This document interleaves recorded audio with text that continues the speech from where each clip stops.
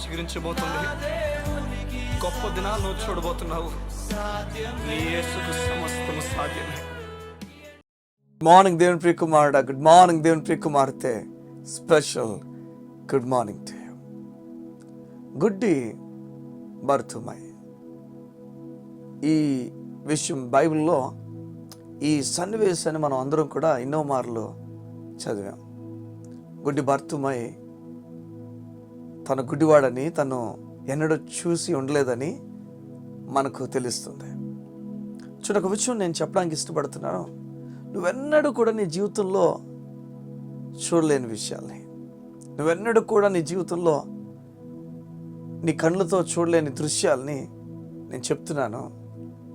యేసు enter అవగానే బర్తుమై చూసినట్లుగా నువ్వు చూడబోతున్నావు. యేసయ్యలో మనకు ఒక ప్రామిస్ ఇవ్వబడుతుంది. మనం అడుగు వాటికన్నా, ఊహించు వాటికన్నా అత్యధికమైన విషయాలు మనం చూస్తామని. బర్తుమై ఆ రోజు అక్కడ ఉండిపోయి అడిగాడంతే. యేసుని పిలవడం ప్రారంభించాడు. మన విశ్వాసం ఏం చేస్తుందంటే యేసయ్యకి మొర్ర పెట్టినట్లుగా చేస్తుంది.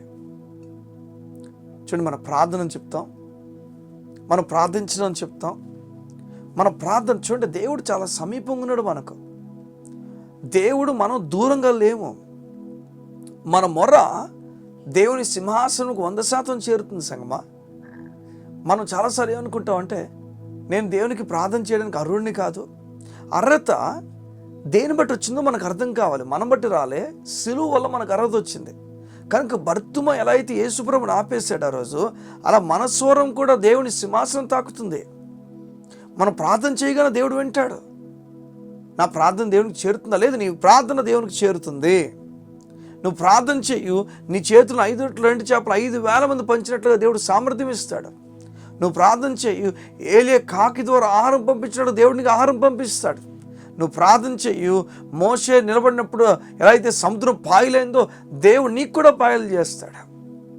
దేవుడు నీతో మాట్లాడుతున్నాడు. యోధి అన్న బర్తుమై దేవుడిని ఆపేశాడు. యేసు ప్రభుని ఆపగలిగాడు. ఎలా ఆపాడు? ప్రార్థన ద్వారా. ఎలా ఆపాడు? కేకలేసుకు నజరేయుడైన యేసు ప్రభువా, నజరేయుడైన దావీదు కుమారుడా, దావీదు కుమారుడా, దావీదు కుమారుడు అని చెప్పి ఆపడం ప్రారంభించాడు. ఈరోజు దేవుడు నీకు చెప్తున్నాడు, నువ్వు నన్ను ఆపగలవు. బలమైన కార్యాలు నీకు నేను చేయడానికి ఇష్టపడుతున్నాను. బలహీనమైన నీ జీవితాన్ని బలపరచడానికి ఇష్టపడుతున్నాను. దేవుడినితో మాట్లాడుతున్నాడు. యువతియాన నెమ్మది కలిగి ఉండు. బర్తుమై ప్రార్థన యేసయ్యను ఆపేసింది. బర్తుమై మొర్ర యేసయ్యను ఆపేసింది.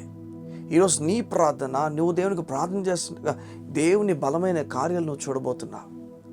దేవుడితో మాట్లాడి చెప్తున్నాడు, నువ్వు ప్రార్థన నిర్లక్ష్యం చేయమాక, నువ్వు వెళ్ళు, మోకరించి. చూడండి, బర్తుమై యేసయ్య కార్యం చేస్తాడని ఎరిగినవాడు మొర్ర పెట్టకుండా ఆగిపోలే. నువ్వు దేవుని మీద విశ్వాసం నీకు ప్రారంభమైతే ప్రార్థన కూడా ప్రారంభమైపోతుంది. నువ్వు వేకువజామున ప్రార్థన చేస్తావు, నువ్వు ఖాళీగా ఉన్నప్పుడు ప్రార్థన చేస్తావు. నీ ప్రార్థన సమయం అంతా కూడా, నీ ఖాళీ సమయాన్ని అంతటి కూడా ప్రార్థనకు నువ్వు చాలా ఉపయోగిస్తావు. ఈరోజు దేవుడు నీతో మాట్లాడుతున్నాడు. ప్రార్థన కొరకైన సమయము నువ్వు కేటాయించావు. దేవుని నువ్వెన్నడూ చూడలేని దృశ్యాన్ని, చూడలేని విషయాల్ని నువ్వు త్వరలో చూడబోతున్నావు. అటు కృప దేవుడు మీకు కలుగు చేయనుగాక. కళ్ళు మూసుకున్నట్టయితే మీ గురించి నేను ప్రార్థన చేయడానికి ఇష్టపడుతున్నాను. మా ప్రియ పరలోకపు తండ్రి, నీకు వందనాలు. రహస్యములను ఎరుగు దేవా, నీకు స్తోత్రం. మా రహస్యములన్నీ కూడా మీకు తెలియను.